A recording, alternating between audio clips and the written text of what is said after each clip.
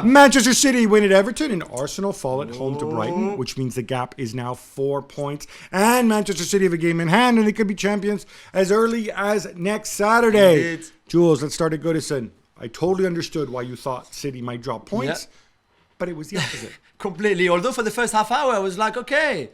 They didn't seem really into it. They didn't. I don't know. I thought there was a lack of. And then the Gundogan tackle is just genius. like this, bam, bam, 2 goals in 2 minutes. I was just like, wow, what happened? Okay, this is why they're so good. This is why they're going to be the champions again, and maybe go for bigger things this season with a double or a treble. Because just when you think you have them there, you're well organized, you're in good position.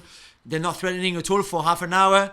Then they go and score 2 goals like that to make it 3. Gundogan in great form, even in a team that had no De Bruyne, no Bernardo Silva, no Grealish, who were all rested by Pep Guardiola. It was still a huge win, of course, for them, and well done, because I really thought that maybe in terms of focus, especially, they could all be thinking about the Real Madrid game on Wednesday, and clearly they were not. So I was wrong, and well done to them. It's true. The first half hour was really slow, and I was like, okay, maybe they're not really into this, and then bam, bam.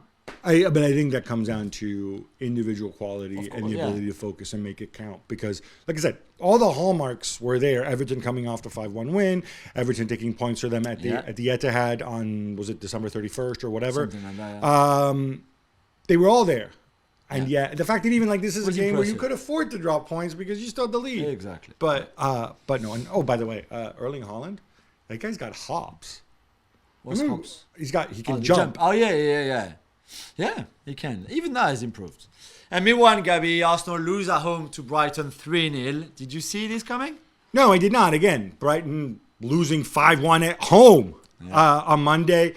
No carryover whatsoever. I did not expect Arsenal to be as poor as they were, especially in the second half. Yeah.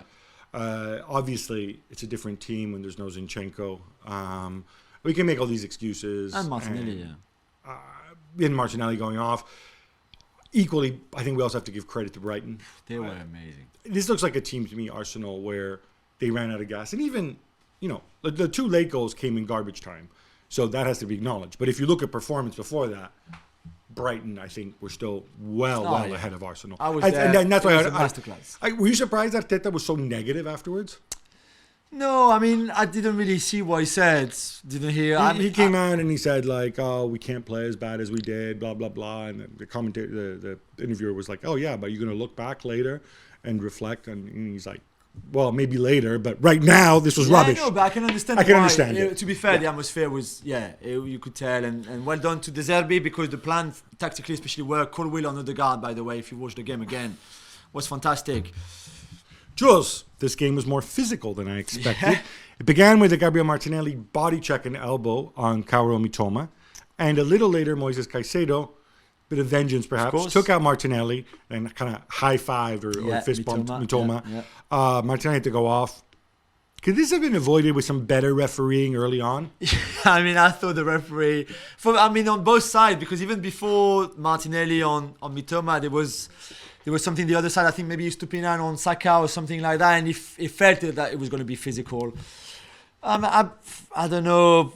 I don't like Madley as a referee, I have to be honest. Not just in that game in general. I mean, one of his linesmen managed to flag offside Trossard after throw-in, which I tweeted about and found ridiculous at that level to make a mistake. I know everybody makes mistakes, but no, I don't accept a mistake like this. He does this for a living. Yeah, exactly. Yeah. But yeah, of course, it felt physical. I mean, Caicedo deserved the yellow card. 100%. Martinelli, 100%. I think, could have even gotten a red. That's a yellow to red card. And same for Martinelli, because that was really out of order, out of control.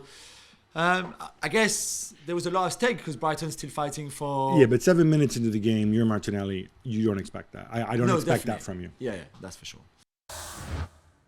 Thanks so much for watching ESPN on YouTube. And for more sports highlights and analysis, be sure to download the ESPN app. And for premium content and live streaming, subscribe to ESPN Plus.